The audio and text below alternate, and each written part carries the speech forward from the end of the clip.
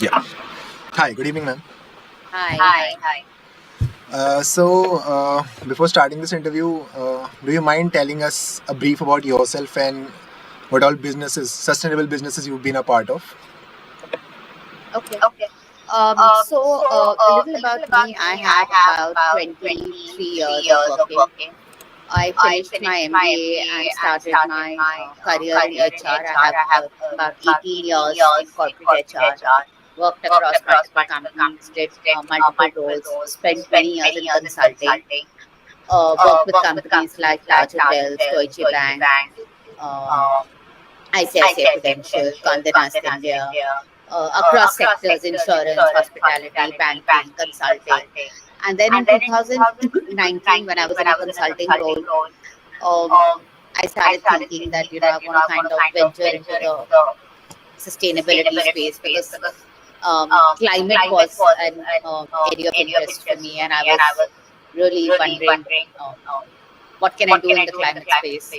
And because my family business is in the space of leather and leather accessories, that seemed like a good starting point. So I started exploring um, sustainable alternatives to leather, and that's how I hit upon my first business and my first idea, which is Beach. Beach was a premium luxury lifestyle brand that used to work with plant-based leather alternatives. We were also the first in India to do it, and perhaps also the biggest in the country, even today, to have done something in that space. And then in July last year, I two ideas that I'm working on. One is I have an advisory consulting company called Reverse the Stripes, where I work with businesses on climate storytelling. I work with them on creating organization-wide awareness for their employees. I work on a lot of advisory and consulting for brands also who are setting up in this space. So I do a bunch of things there. And I'm also setting up a end-to-end sustainable events company. Yeah. So that's what I do. So the current business that you're part of, the Reverse the Stripe. So can you elaborate its business model? It's a consulting advisory services. So I work with people on various types of things. So one is on just the whole idea of climate communication and climate storytelling. So if businesses, different kinds of businesses, if you want to build the climate narrative into your communication, and it could be through text, it could be through a video, it could be through a film, it could be through your social media, etc. How do you kind of build that narrative? I do that. The other part I do is on business advisory. So today there are lots of D2C sustainable brands coming up. I work with a lot of brands in the fashion space, helping them with supply chains, communication, how do you build it into your product design, etc. The third thing is about organizations who want to do some kind of education awareness for their employees. So what should those programs look like? How they can be structured? What can be done? And the fourth idea is actually around events. But because that is such a big idea in itself, we are hiving it off into a separate company altogether that is going to work with corporates to design end-to-end sustainable events. So if there is an event, we will come in at the start, estimate what are the emissions from that event, create a map to reduce emissions, execute the whole event for you. At the end of the event, figure out what can be recycled, composted, reduced, etc. And then finally, whatever are your residual emissions, help you offset it and give you a verified report at the end of it, so that you actually have a carbon neutral or a net zero event. Okay, so hi ma'am, my name is Akansh. So first of all, I want to congratulate you to build such a big sustainable brand, one of the biggest in India. Thank you. As far as I have understand, you are associated with two business. One is Beach, which is a product based business, and second is Reverse the Step, which is consulting or service based. Okay. That's right. So I want to Just give understand me, more about. just give me 1 second. Sure.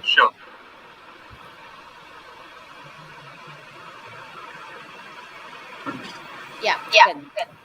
So I want to understand more about your beach business. As you mentioned that it involves products, bags, and I saw your website also.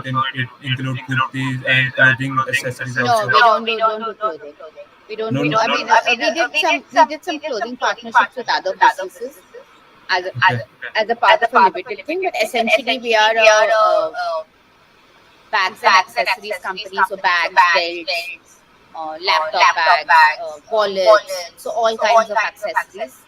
And essentially, the USP of Beach was that it used to work with plant-based leather alternatives, and not which were not vegan. So not just vegan. So when you say vegan leather, it is 99% of the time plastics and PU, but we used to work with materials that are entirely or partially recyclable, very low or zero plastic content, more than 70% bio-based content. So these were leathers made out of pineapple leaves, cactus, bark of a tree, cork, then so things like that, banana fiber, things like that. So very, very high-end research has kind of really gone into these materials. One of the things that was special about Beach is we had our own manufacturing. A lot of time brands don't have their own manufacturing. They outsource manufacturing, but because we had manufacturing, we could also manufacture for other people. Okay. Yeah. So as you mentioned that Beach is a luxury lifestyle brand. So Yeah. as it is luxury, I guess you are targeting niche audience for this because of Yeah. the high prices. So I want to understand that how you target your customers, and your customers are only in India or as well as in abroad also. Abroad also, but mostly in India. From our retail business, our B2B business that was our entire exports was B2B, but our retail business was 90% India. And I think primarily we used our social media channels because this is a very new idea, very new concept in India. So it needs a lot of education, a lot of awareness. It needs people to understand what it even means to buy something that is plant-based. So yeah, largely we used to tap on digital campaigns, our own Instagram networks, etc. We also got a lot of press, which was helpful, and we used to participate in events across the country. Okay, so in India, generally people perceive luxury as status symbol because if we are spending too much, we need to be perceived as a like a VIP person. So how do you convince your customers that it can replace the like other traditional brands which offer same product in same category, like high price bag which are made of skin, animal skin. I think there is a growing audience of people who are today looking for alternatives to leather. And traditionally, the vegan alternatives available in the country are not of very high quality because they are again essentially synthetic and PU based. So offering them a vegan, sustainable, plant-based alternative which is equivalent in quality to a good leather product, I think there's a growing market for that. Okay, so and what are I want to know that what reviews does your customer give to you? Any feedback? Any You can see them on our website. Okay. There are a few hundred reviews. Okay. So my last question before Krish take this over. So as you mentioned, the main challenge is I feel that the main challenge in this business is a procurement of raw materials because it is a very rare. Like you mentioned, the vegan is It's not about procurement of raw materials. I think the main challenge in this business is actually margins. because these raw materials are expensive. They are all imported. There They is are rare still, also.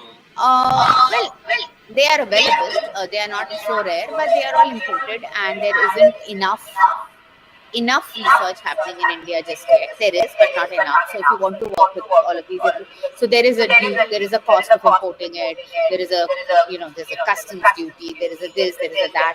So which all adds up, making the product quite prohibitive in pricing in India. I think that's the problem. So if you're a D2C brand, there is no way you can operate with 50, 60, 70% margins, gross margins in a business like this just now. Are there some more companies offering same type of products? There are now. So what are your USP against them? When I was there, they were not there. They were all CNG and First mover advantage. yeah, we were, and we, like I said, we were and we still are the best known brand in this space. Krish, you can answer. Yeah, ma'am, great work done in the sustainability domain. Really appreciate that work. I just wanted to know, ma'am, I have an interesting question. What was the rationale behind choosing a name Beach? It's a very unique name. So, what was your thinking regarding it? Yeah, okay. So at a very practical level, I wanted an Indian name because I don't want Indian brand to be called something like Dahila, for example. I wanted it to reflect the fact that it's a brand that's come out of India. I also wanted a name that is short and unisex. So not something which cues too masculine or too feminine. So those were some criteria. Also, when you look at what beach means in Sanskrit, it means seed, right? And which is the origin of all life forms, whether it's plant, human, animal, everything starts from a seed. So in our philosophy, it was also about respect for all life forms. So how do you coexist? How do you coexist with nature? How do you coexist with animals? So that was the rationale behind it. Great thinking, ma'am, regarding marketing sense also. It is a great work because you cannot forget that name. So I think it was a very good idea. And ma'am, I wanted to know, you also have a consulting company. So are young entrepreneurs are approaching you regarding the They do, sustainability? yes. So Yeah. they are taking part in this, and also the big MNCs are also taking part. Yeah, but different kinds of projects. I with younger brands, I usually work with founders on helping them put together a plan on how to launch, what should their websites look like, what should their comms be, what their sustainability story, narrative should be like. So I do work like that. I mean, work which I have done for my own brand. With large organizations, I work on different things. I work on a lot of storytelling, social media, things like designing programs for their employees, things like that. Yeah. Great work, ma'am. Ma'am, there is a common challenge in sustainability which I've seen, that if you go sustainable, then the product price gets high. So you cannot target the mass market. So do you think in future will there be any technology, or how can we create a mass market brand also keeping in the mind of sustainable aspects of the business? So there are two parts to it. One is, I don't think sustainability can ever be as affordable as what some of the mass market stuff is, because it goes against the basic principles of sustainability. One of the reasons mass is very cheap is because raw material is very cheap. It's synthetic. Secondly, it is mass produced. There is an economies of scale, right? You produce thousands and thousands and thousands of products. Then if they don't sell, you dump them, you burn them, you discount them, right? So if you want to build truly sustainable brands,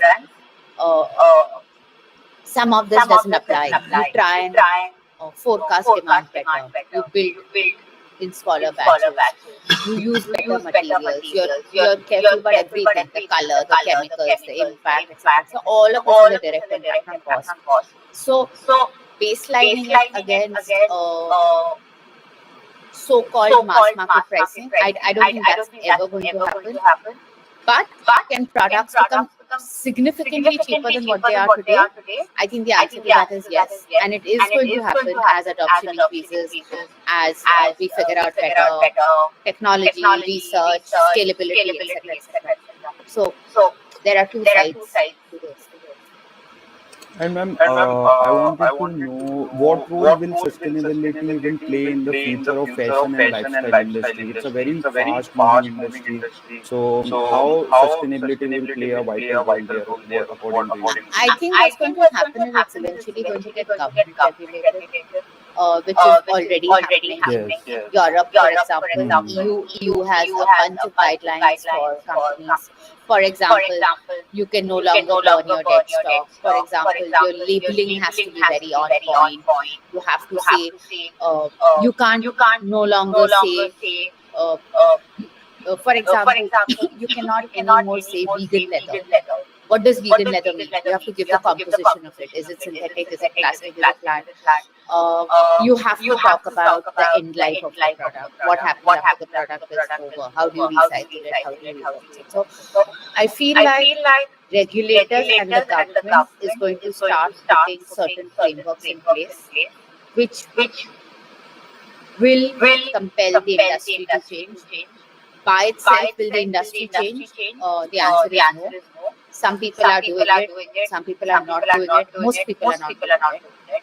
But regulations will come in.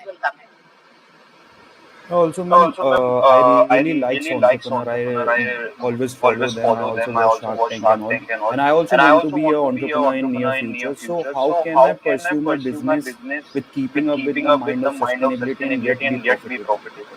So any advices for me or for all young entrepreneurs? I think firstly, identify what is the problem that you're trying to solve. I think sustainability is too wide a scope. There are like 1,000 ways to be sustainable, really, right?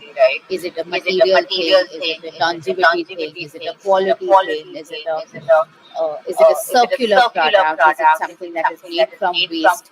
So sustainability could mean many things. I think it's important when someone gets into the sustainability business, they figure out what part of sustainability resonates with them, and what is and of course there is an industry opportunity or a right, and then build from there. Are sustainable businesses profitable? The answer is yes and no. There are many who are.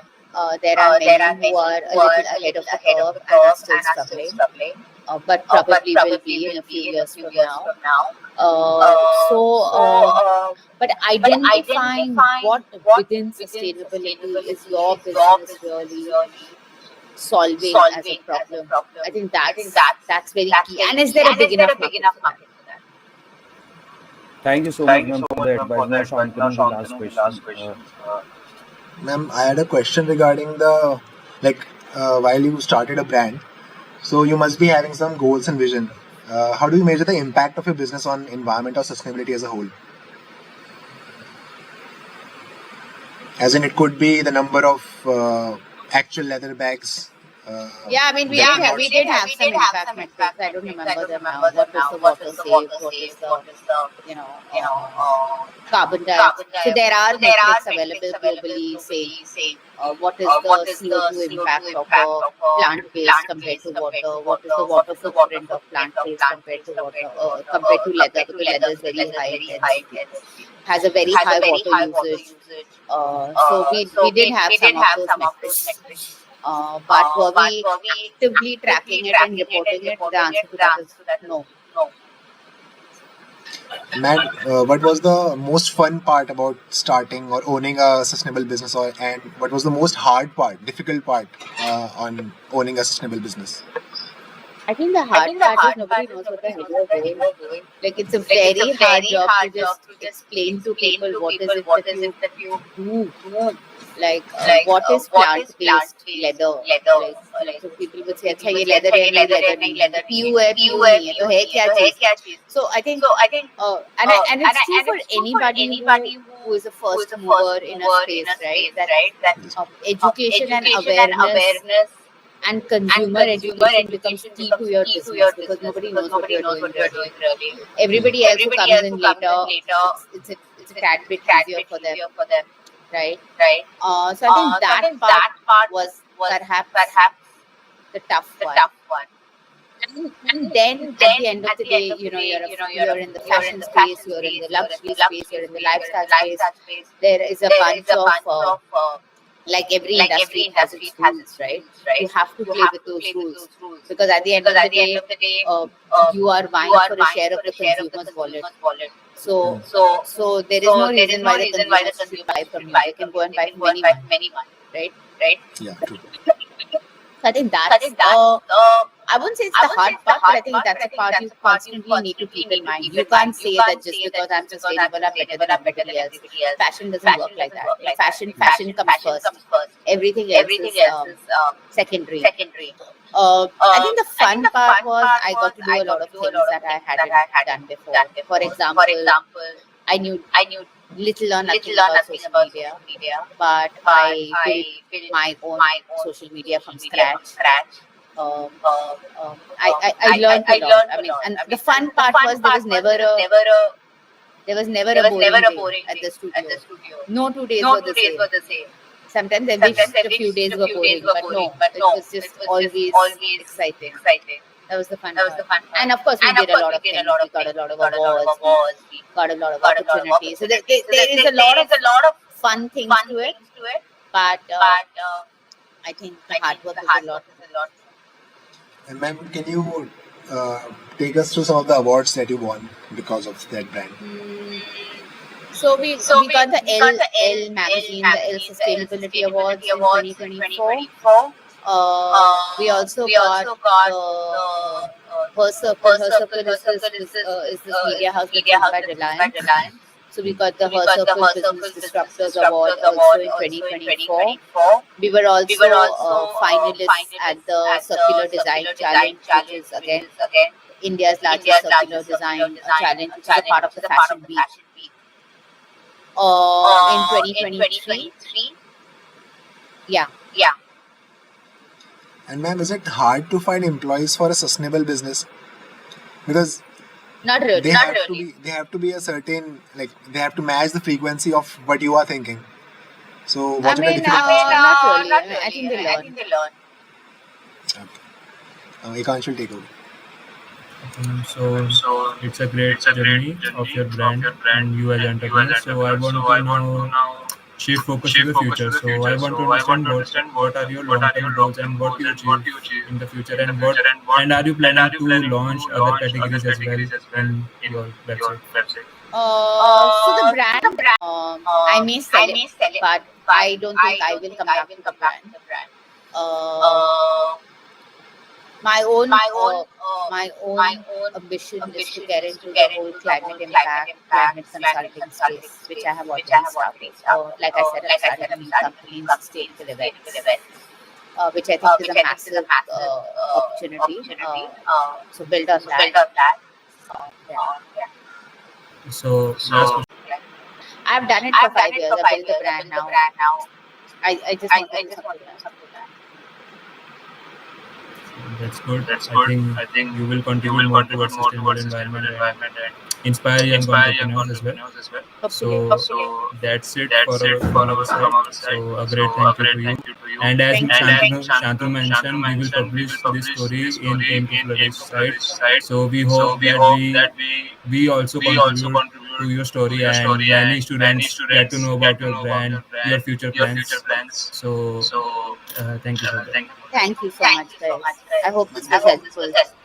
Thank you, ma'am. Any advice that you want to give the young entrepreneurs or people who want to pursue sustainability as their future options?